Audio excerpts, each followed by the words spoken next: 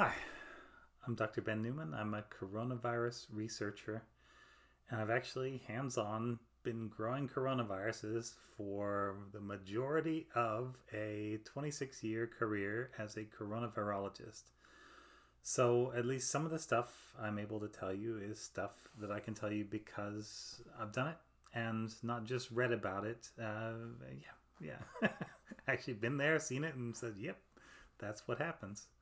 So the question now comes in from Amy, and it's a long question, and we'll compress it down to I think the essentials, um, which are that it starts out, if I remember right, we've got some relatives who are of a certain political persuasion that basically don't believe COVID news. Now, the interesting thing is, I think, and I may have this wrong, yeah, and if I do, whatever, yeah, but I think she's actually talking from a different country, or at least some of those people are in a different country. And so it's not necessarily what you think. And so this kind of works for wherever you are. I think COVID and politics don't necessarily go together. They don't have to go together. They definitely shouldn't go together, but they sometimes do go together. It's like COVID is not inherently political. Yeah, I mean, if it was, then what you believed would have some effect on whether or not you get the virus. And I don't believe that's the case, but I believe the precautions that you take are very much the case. So, yeah, like if you could wish hard enough, you would get better. Or if you, I don't know, became more of a certain political party, you would automatically get better as soon as your membership card came in the mail after 8 to 10 business days. Yeah. Yeah. Yeah, so those aren't things that happen with not just COVID, but anything. Yeah, I think that's fairly non controversial. Um, but yeah, so it's like if you have a horse with a saddle on it, is the saddle part of the horse? No, that's a thing that you put on the horse, and the horse itself is the thing that's kind of inside and underneath the saddle. COVID is not a part of politics. It doesn't belong on politics, and unsaddle it, I would say, is the best thing. So the other part of the question is asking basically, so these people believe certain experts, and I'll get to the certain experts in a sec. But I think it's a general. How do you know who to believe, and like how do you talk to somebody who maybe doesn't believe good information and does believe bad? I think the easiest way to figure this out is to say, all right, is this person telling me something that I want to hear? And if the answer is yes, and if the answer is like consistently yes, then that doesn't necessarily mean they're wrong, but it means you should take a real careful look at past things that they've said and did these play out? Are these things correct? Because people telling you what you want to hear is that's a pretty old sort of trope. It's a thing that happens a lot, and it's how people take advantage of other people, whether they mean to or not. Yeah, and I don't know, that's not great. So anyway, well, let's go look. Okay, so the two people that she says are most likely to be believed in her particular household, and your results may vary, but chances are wherever you are listening to this, there is someone who you can point to and say, yeah, this is that type of person. Yeah. So the faces change, but I don't know, the style, not so much. First one was Scott Atlas from Stanford. And yeah, I looked him up because I hadn't heard of him. And apparently, he's this uh, Scott Atlas from Stanford getting roundly condemned by the faculty senate for saying goofy things about COVID. And that was a little while ago, and apparently, it has not got better. Yeah, I, I, I think that I would probably tend to agree with the faculty senate's point of view on this. I don't think there's much substance in the things that he has said that have been controversial, and I think they are generally demonstrably false based on other papers. But we won't go too much into him because there's a pretty clear track record there, and this is a fairly easy one.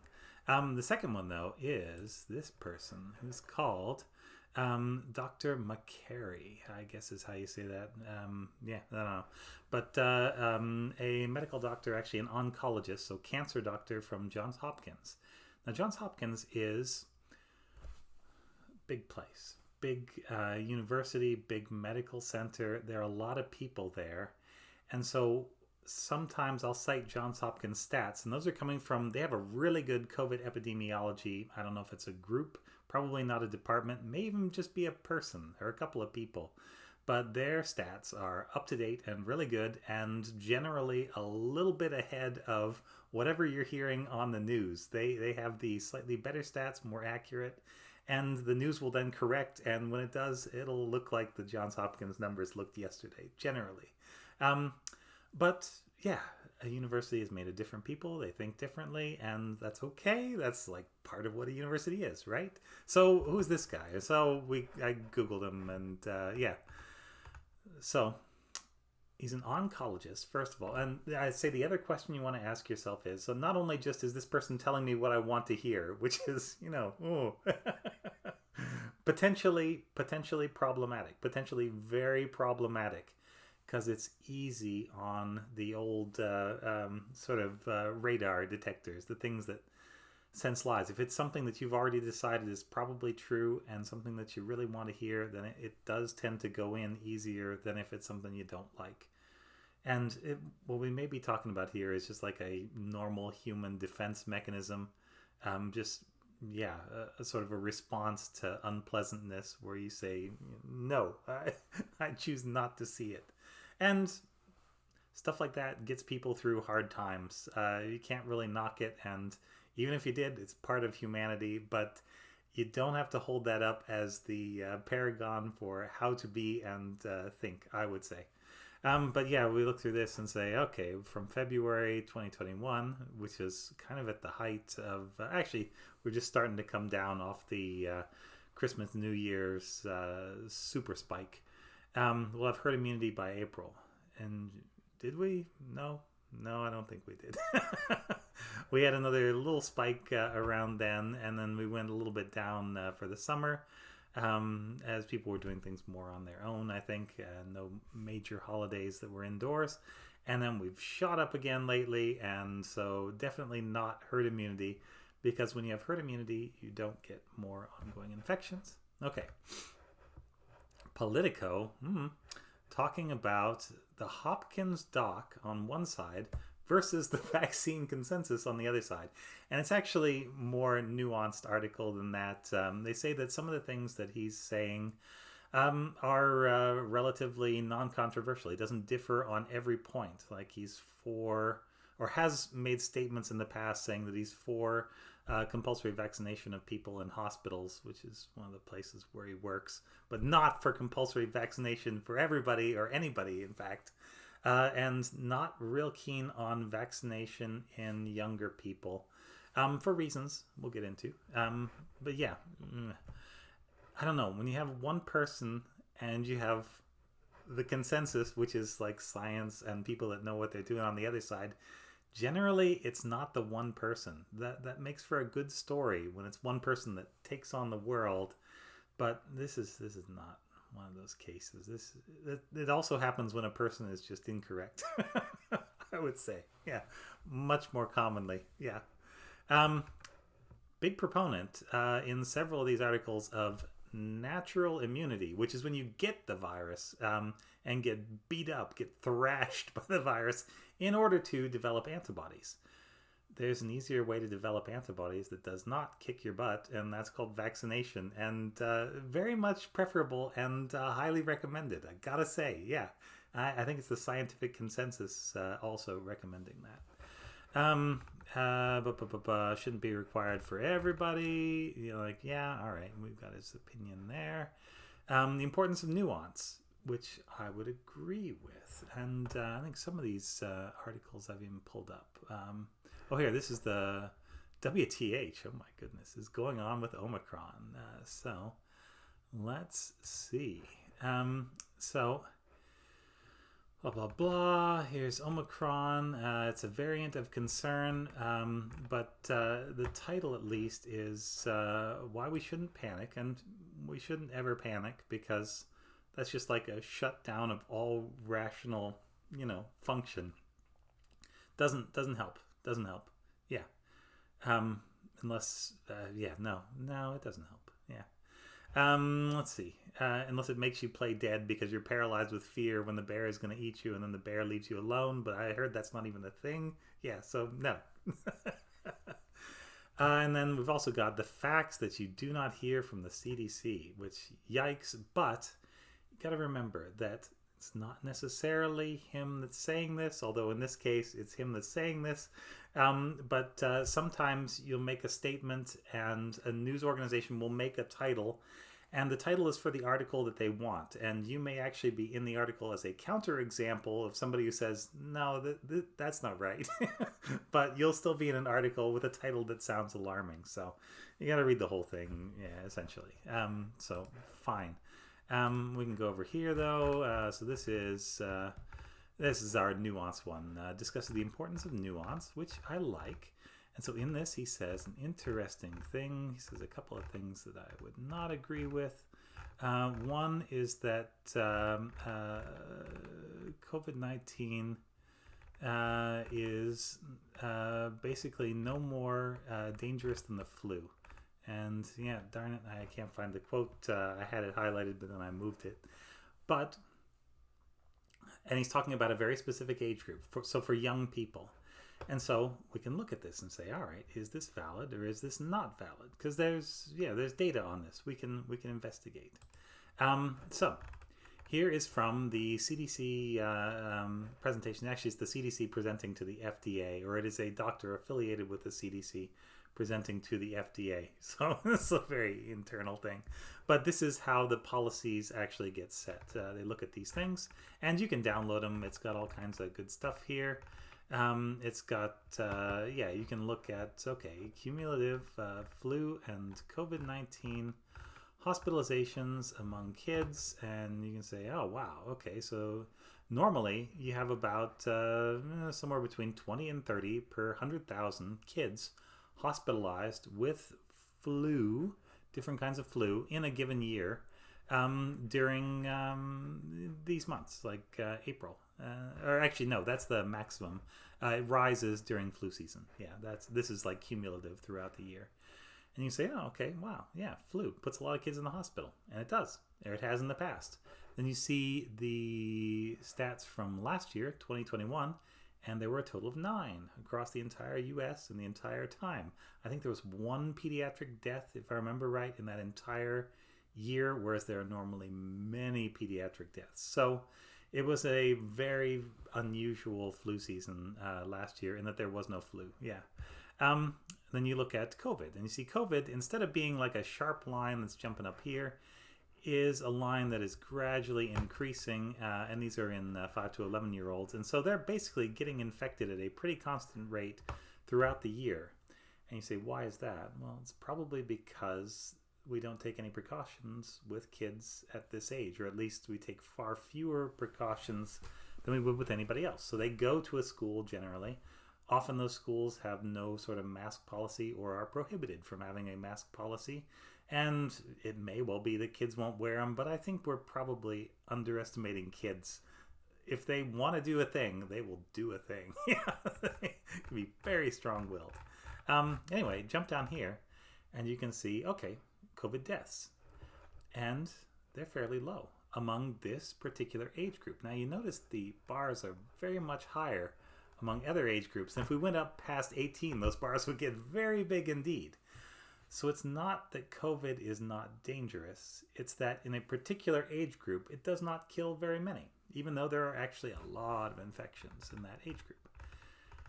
Then you go over to this chart, which I think is a cool chart. So this is the causes of death. Yeah, really sad, but interesting to have the data and be able to look at it like this.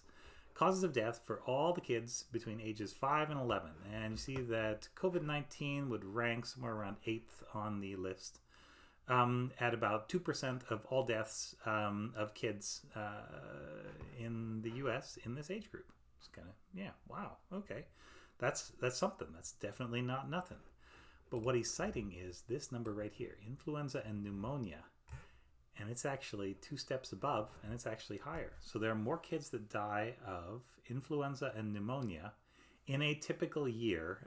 These are from pre-COVID, and that's fine. Yeah, we're comparing something more like apples to apples. Kids haven't really changed in 2 years, but COVID has changed. So yeah, the stats from now would show that there are no deaths from anything but COVID, effectively, yeah.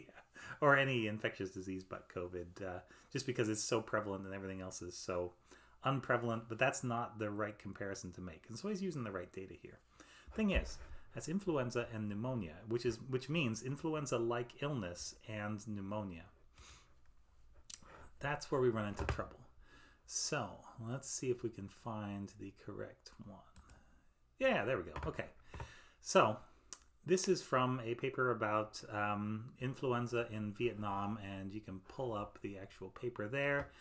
It's representative. It's not be all and end all for every country. But what they did was they looked in kids, and they are not looking for the bacteria. They're only looking for viruses that caused influenza-like illness in people in this household. And what they find are, look, a mix of all these different things.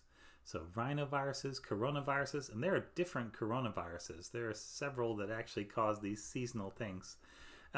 Different kinds of flu viruses, metapneumoviruses, respiratory syncytial, regular pneumoviruses, para-influenza viruses, 1, 2, 3, and 4. Boca viruses are a thing.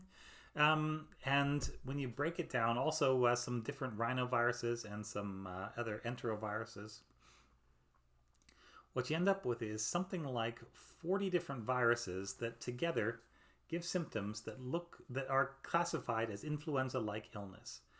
And unless somebody does the specific test in the specific government lab to figure out exactly what they are, you don't ever know more than that. You just say influenza-like, and the makeup of this particular group changes throughout the year. You'll go from low to high percentage of actual influenza during flu season, for example. This is more like what you would get. I don't know what time of year this is. We'd have to look at the paper. But but it's always going to be this same mix, and it's always going to be a mix. It's never just one thing. And so that's half of that number of juvenile, like 5 to 11 deaths. The other half of that number is pneumonia. And so they're probably talking about including bacterial pneumonia. And so these are the viruses, but there are also a whole bunch of different bacteria you can get in your lungs. So what we're comparing COVID to there, and it's coming out similar, is literally every other disease, all the viruses and all the bacteria that can cause problems in the lungs. And COVID is about on a level with everything, which I would say tells you that COVID is pretty bad compared to any single one of those things. But he's rounding off the term influenza-like illness as just influenza, or maybe he's looking at that particular chart and not looking further into it. Ooh, I don't know. I can't tell you what goes on in people's minds. But so that's where the facts, I would say, or a careful interpretation of the facts differs from the message that he's saying. And we can go further. Actually, here, let's go back. Blah, blah, blah, blah, blah. So natural immunity is powerful. Policymakers seem afraid to admit this, or something like which. Oh my gosh, yeah, that just seems like very much like what people would want to hear. There's a giant conspiracy against you. It's not your fault. Everything's going to be okay, and it may, but the good Lord helps those who help themselves. It's kind of one of those things. I think there are things we can do that'll make it okay. Because the vaccines definitely lower all the incidences of bad stuff, even in younger people. Anyway, the other thing we can look at, we'll also look at, this is going to be a longer video, but we've got to. So let's see. Let's jump to mortality. Well, no, let's jump over here. T-cell reactivity. Yeah, that's a good one. So question is Omicron going to cause severe disease. What's further evidence? So we've got the evidence that there's not a lot of difference in the large study that's been done. Various small studies with just half a dozen people have shown there may be a difference, but those are not apples to apples. Yeah, one is a gigantic apple. Yeah, it's like one of those giant pumpkins compared to a little decorative gourd. Yeah, the one is much more substantial than the other. That's just the way numbers work. Yeah, if you get a lot of data, it's more powerful than having a tiny bit of data, especially if the lot of data is more carefully collected. Okay, so this is showing that, and the title is actually a good reflection of this paper. T-cell reactivity to the Omicron is preserved in most, but not all, prior vaccinated individuals. So if you had an old infection or an old vaccination, in large part, your T cells will still work, although there's another paper that I think is coming up. This is somewhere else in my tabs. I don't know, I got 50 tabs open. But that shows that, yes, it can work, but also there's a lot of variability and it doesn't work in everybody. So T cells are one component of immunity. They're a thing that won't stop you getting infected, but can stop you getting really sick or can stop you from dying. So they're definitely useful to have around, but they're not everything. They're just a thing. Yeah. And so this shows that there's at least some hope that, either vaccination or previous infection will protect against some of the worst effects of Omicron, which does seem to be playing out in the hospitals right now. Now, you can also look at this paper right here, which says that neutralization. Okay, so here we go. We got to scroll down here, past the nice little graphs. And here we go. So here we're looking at neutralization. So like ability to stop an infection before it starts. This is something that antibodies can do and the rest of the immune system, for the most part, cannot do. So this is a case where you're reliant only on antibodies and only on antibodies that usually bind a couple of pretty close together little spots. There are only so many ways to knock out a coronavirus, and a lot of the solutions your immune system comes up with are not particularly effective. So they're looking at people 6 months after infection with a different strain. In this case, it's the Washington 1 strain, so an early version of it, which is D614G, if I remember correctly, which is a particular mutation in the spike that makes it more stable but doesn't change the way your immune system sees it. What they're showing is that 6 months after, you would have an antibody neutralization level of 142. So 142, bigger number, better antibody response, more chance of being protected. And so compared to Omicron, you have an average of about 32. So that's not good. That's about 5 times less. And actually, a lot of those people, a lot of these little red triangles, so that when you see these two triangles connected by a line, this means it's the same serum from the same person on the same day.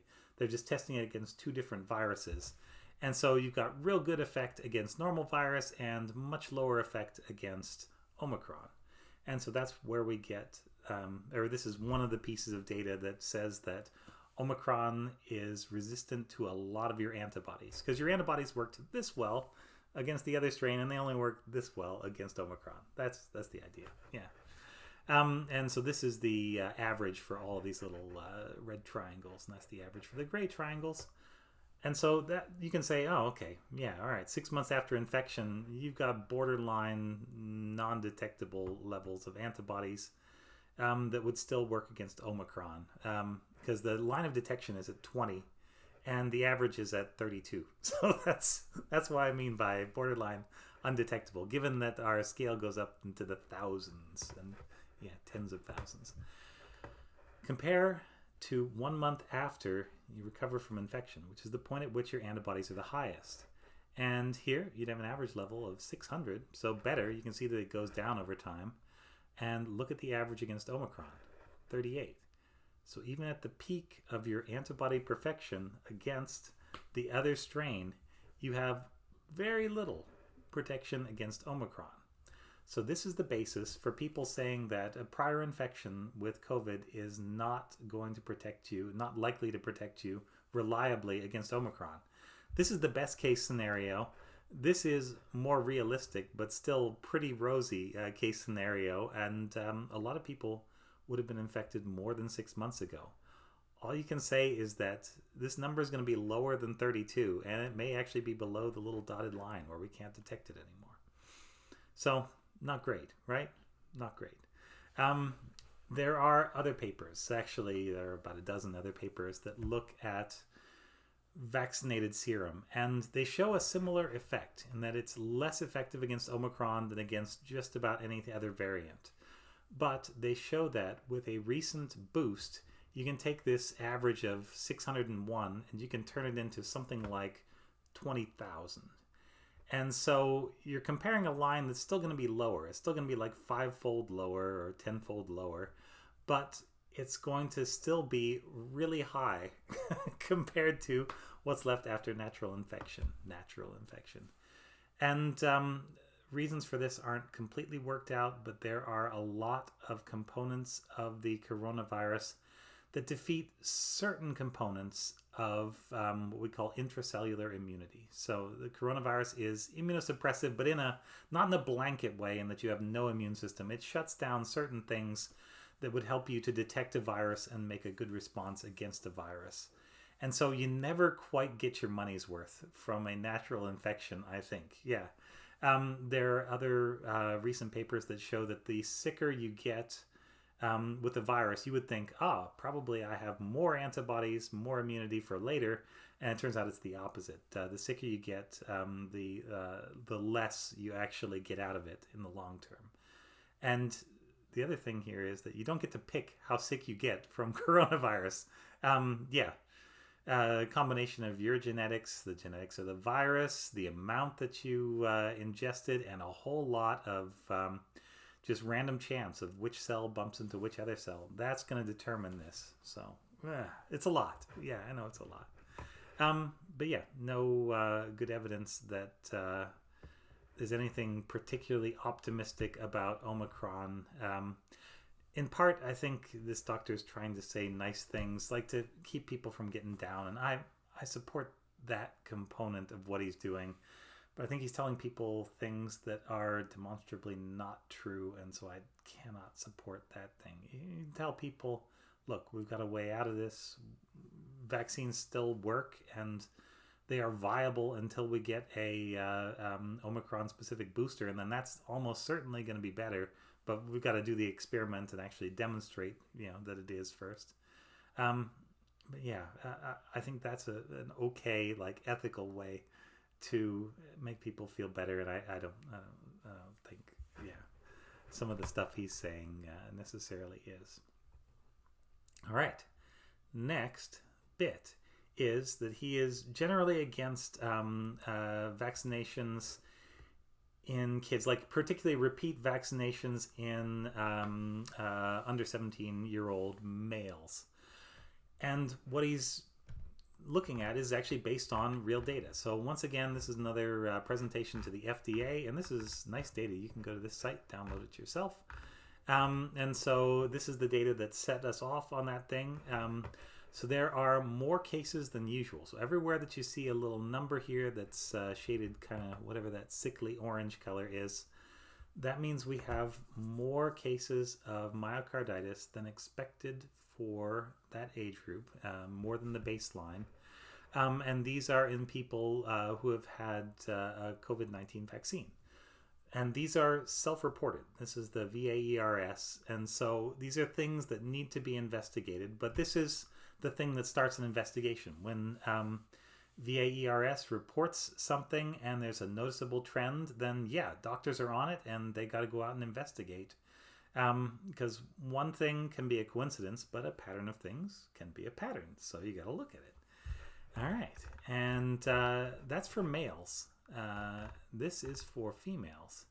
And if you look at that, there's still an increase in the younger age groups. It's a little bit above background, which is something like 1%. But nothing like in the males. So it does seem to be kind of male specific. Okay. And then what the presentation goes into, which I think is kind of neat, is there are different kinds of myocarditis. So myocarditis is an inflammatory response in the actual heart muscle. which is generally bad, but it can come from a lot of different things. So there are going to be genetic sicknesses. There are going to be things that are not even infectious. There's going to be autoimmunity, for example. There are going to be a whole bunch of different viruses that can do this, bunch of bacteria, fair number of other parasites. It's a thing that can happen for many reasons. And this is your heart we're talking about, and so it's important. You got to have your heart working, or else you're not going to be working. And so just looking at, before COVID, what was the incidence of myocarditis? And it's very much skewed toward males. The males are the black bars, the females are the gray bars, and it's very much skewed toward younger males. So that sort of 15 to 20 age group. Yeah, that's where, look at those cases, and it's a nice steady decline. So that looks like younger males are generally more inclined to suffer from myocarditis. And there are other papers that show that this is actually the most common cause of, like when you have an athlete that dies suddenly, it looks like a very common cause there is undiagnosed myocarditis. So, interesting, yeah. Okay. That's looking at this sort of classic myocarditis, and the classic one is not the one that we get here, but it's very much skewed toward males. And then they look at COVID-19 myocarditis. And so overall, if you have COVID-19, you're about 16 times more likely to have myocarditis than if you don't have COVID-19. So COVID-19 causes myocarditis. You are literally 16 times more likely to have myocarditis if you have COVID than if you don't have COVID. Any age group, any time. Specifically in the under 16s, it's actually 36.8%. So more than 35% of the time of increased risk. Not 35%, 35 times more likely to have myocarditis. So young kids often don't get myocarditis. It's still relatively rare. Those numbers that you saw were relatively small numbers of the whole population, but there's a big difference between males and females. That's what we were looking at. This is showing that the relative risk ratio, if you get COVID, is much higher. Yeah, more than 30 times as high if you're young, that you will end up with myocarditis. So, okay, then you can jump down here, and they look at the different kinds of myocarditis associated with this specifically kids' version of COVID, and there are different levels for different things. So you can potentially tell which one you're dealing with. If it's a young kid, you can look and see what the troponin levels are, and they'll be real high for other kinds of myocarditis and real low if it's this particular kind. Yeah. And you get similar numbers for other things. So it is possible to detect which kind of myocarditis you're dealing with. Now this is the key one here. So this is showing the outcome. And so we've got days, and this is how many days it takes until you get back to normal, that's ejection fraction. So that's the normal amount of blood being pumped by the heart. And so if we get up to 100%, that means everybody has recovered. If we're at 50%, that means 50% of people recovered completely and 50% of people did not recover completely in that time frame. So with classic myocarditis, what you get is this graph, and you get a slow rise, and then it flatlines out here. So it takes about 2 weeks for people to recover from this, for most people, and about 30% of people will never fully recover from classic myocarditis, including some that will die. This is the most severe version. And so it's severe, it's long-lasting, it is potentially fatal, it's, pretty bad stuff. Then you've got your MISC. So this is the one in the very small kids. This one is preferential in under 10s and real high in under 5s. And this one is generally more recoverable. So most kids will actually survive this. MISC doesn't kill everybody that gets it, but it does kill some. In an age group where kids are, they're very, very hardy. Not much will cause a child to die at this age, or not much that's related to infectious disease. Accidents were by far the number one cause that age. And then you got your vaccine induced, so vaccine related anyway. So if a person has had a vaccine and you see that it takes about 3 days, 3 or 4 days, and you see that virtually 100% of people recover. And occasionally there may be one person that dies, but it's hard to be sure that they're not also in one of these other categories, that they don't have one of those other things if you're just looking at a death. So the vaccine-induced myocarditis is kind of different from the classical myocarditis. We use the same word to describe it, but it's not the same thing.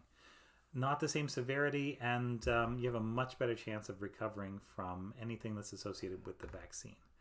And so from there, we'll jump over to another paper, which is actually looking at this in a little more detail. So in adolescents and young adults, and it's looking at myocarditis suspected to be related to COVID-19 vaccination. And so you got to zip down through the entire paper because they put the figures at the end. And we're just going to look at the figures in this one. Here we go. Okay. And so this is just looking at who was in this study, the number. So they got 73 in the 12 to 15 group, and they got 66 in the 16 to 20 group. Great. Because this is coming from a time and a place where 12-year-olds were the youngest who could get vaccinated. It takes a while to do the science and for it to come out. And this paper's been out for a bit, I think, or the preprint's been out for a bit. Okay, the brand that was taken, mostly Pfizer. But you got to remember that Pfizer was the only one that was generally approved for this age group at this time. You could get people with special doctor's permission who can take the Moderna or the Johnson & Johnson. That was a doctor-by-doctor decision, but you needed special permission. It was not generally approved by the FDA or anything, any body. So when you got myocarditis, how did they know? Well, let's first off, when did they get it? And so the average days from getting the vaccine to onset was 2, with the range, which contains nearly all the data, being 1 to 3 days. So it's a thing that happens real soon after vaccination if it's related to the vaccine. You can have myocarditis at any point in your life not related to the vaccine. But if it's related to the vaccine, it's got to be real close to the vaccine. Otherwise, you're talking about a different one. You're probably talking about classical myocarditis. What do you find? 99+% reported chest pain. So if you've got a person who's been vaccinated and has chest pain within 2 to up to 3 days after, get them to the hospital. It's worth having a look. There are things that can be done, and early intervention is useful. I'm not a medic. I'm just saying that this is what the data would seem to suggest. And I think if you were to ask your actual doctor, they would probably bear that out. But it's probably a situation where you may not have time to get a doctor's appointment and then go to the hospital. It's probably more a thing just where you'd want to go to the hospital. That's what I would do if it was my kid anyway. Yeah. But the other big symptom is fever. Look at that. A third of the time, you get a pretty high fever. So this is above 100.5, which is the kind of threshold for where it goes from low fever to high fever. And so if you got somebody with a high fever, that's definitely also a potential sign. And it's worth looking into. It may be worth medicating that fever. Again, not a doctor, not medical advice, but fevers are things we can treat with anti-inflammatory medication. Ibuprofen, aspirin, Tylenol, whatever. Yeah. So we have no evidence that treating the fever would necessarily stave off the myocarditis. But what would make sense here is if the myocarditis is associated with an inflammatory response. And we know we can actually turn down some components, some damaging components of an inflammatory response with that sort of medication. And so it's a reasonable hypothesis which is not yet validated in any way. So yeah, it's a thing you could try. And definitely this would be a case of ask your doctor, ask the hospital staff. But yeah, at some point in the future, we may get enough data where we can actually say this is what happened. And then I think the bottom line here is that out of those, about 140 people, they actually ended up with 0 deaths. So this is a thing that is short-term, generally self-resolving, does have things that come before and will indicate that it might be going on, and which could lead you to seek treatment, which is good. So it's going to tell you it's there, from the chest pain and potentially the high fever. And so generally, this is something that where, yeah, if it was me on one of these panels that decides if the risk is worth the reward, I would say, yeah, for sure.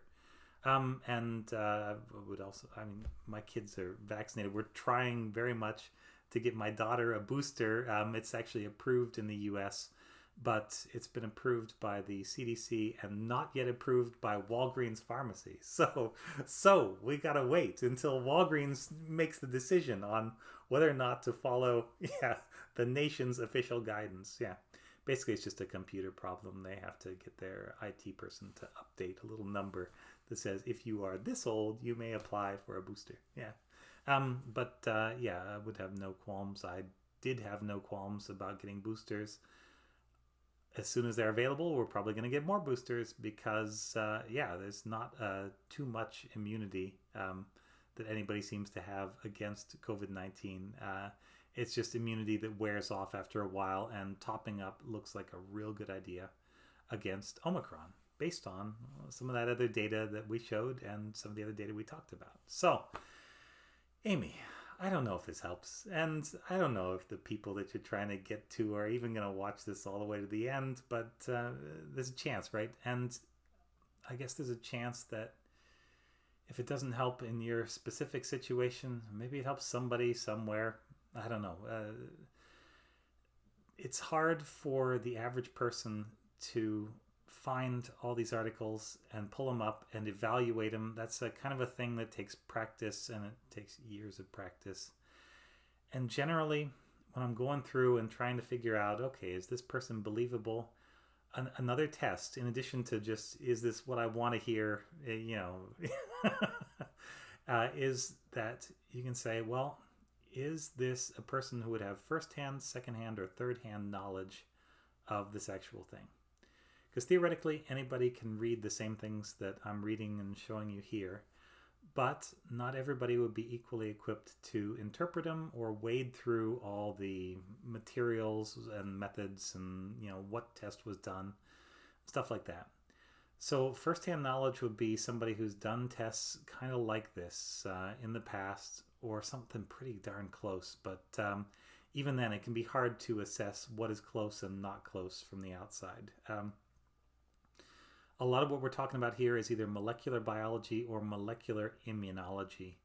And those are very narrow, specialized disciplines. And somebody with experience sitting on the executive board of a company that happens to make a bunch of drugs which happen to include a vaccine, but that's not even most of what they do. That's not a criterion that would guarantee you the ability to have sort of firsthand, yes, I've done this kind of experience. The next best would be somebody who can at least get meaningful secondhand information. And so that would be somebody with a background real close to virology or molecular immunology, but who is reading up-to-date papers. And you can kind of look at things that they're saying and say, well, okay, is that up-to-date? Is that the best science that is out there right now? Or is this kind of old stuff and stuff that's been shown to be wrong, or that the person may not have read? And yeah, nobody can stay 100% on the crest of this wave of publications, but some people are a lot closer to the top than others. Yeah, there are people that I look up to that I have no idea how they find time to read all these papers. But they do it, and good for them, and good for all of us. Oh my gosh, yeah. So that's secondhand information. And you've also got to look at, does this person probably have the time to be able to do this given the other jobs that they do? Because it takes a lot of time. Then the next best, which would be next to worst, would be third-hand information, which is where you are getting information from somebody who may have read and may or may not have understood primary publication. So this is now going to be a lot of people. This is kind of like what the news is. And you're basically, in a lot of cases, you've got people that don't really understand the actual paper And maybe they bring in an expert to try to talk about what the actual paper is saying, or maybe they don't. Maybe they just maybe they can't get somebody on short notice. Maybe they got 24-hour coverage that they need to fill, and they can't get somebody who's awake at, midnight Eastern time tonight. Yeah. So, yeah, it's kind of hit or miss. And you do get cases where the headline gets picked up and the materials and methods never really get scanned, and you end up with conclusions that are kind of opposite to what I would say is the kind of guarded scientific reality. Like, if you're careful about things, you would never say that. That's maybe another indication. A good scientist, better scientist than me, let's just say that, would never say yes, no, definitely, yeah, absolutely. Because there's always an experiment you haven't done. There's always something you haven't read. There's always something you don't know. The best you can say is, based on what I've taken in, or this, and this paper, it looks like this is probably the case. But science's goal is to be able to predict the future, and ultimately science always fails at this, but the best science gets close. So yeah, that's what we're aiming for, and nobody's perfect, but there are definitely better and worse versions of that. Yeah, and then I guess the lowest tier would be somebody who got the information from somebody who may have got the information from somebody who may have understood the paper, but definitely didn't do anything. So a lot of like fourth hand, which would just be rumor and just like, oh, I heard this from somebody, else. And that's the stuff that tends to be much less accurate. So how close are you to the source? Is it what you want to hear? Does that person have firsthand experience with this? Or is it something that's kind of related and maybe not all that related? And yeah, that's how I do it.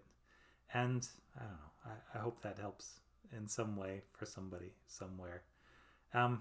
Yeah, because I guess at the core, there's a lot of people trying to help, and they try in different ways. Some people are trying to make people feel good, and that helps to some extent. But when you're trying to make them feel good in a way that ends up getting a lot of people hurt, I think that's a very short-term gain for a very long-term loss. So there you go. Thanks very much. This has been more than you ever asked for, I'm sure. But this has been Ask Dr. Ben.